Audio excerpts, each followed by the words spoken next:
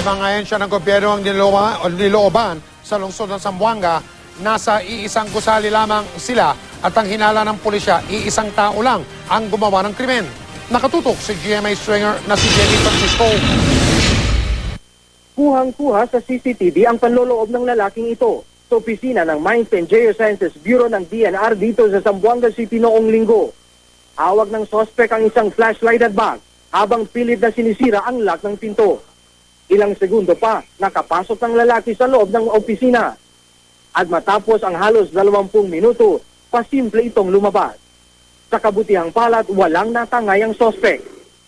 Nakabisita daw doon. Nakapunta daw doon sa area.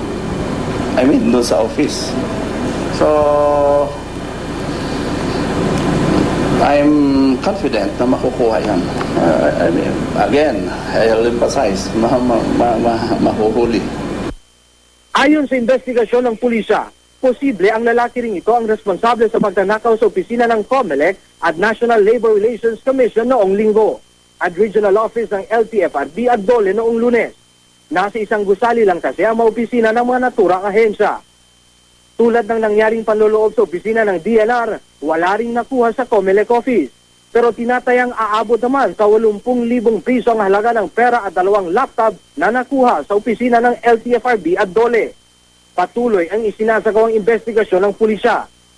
Kumpiyansa naman ang mga otoridad na mahuhuli nilang suspect sa lalong madaling panahon. Government offices, obviously. Why? Because soft targets ito.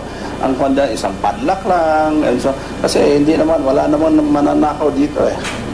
So lessons learned. Diba? You have to reinforce your physical security. Mas maganda nga yun eh. Meron CCTV and it aided us in the identification of the suspect.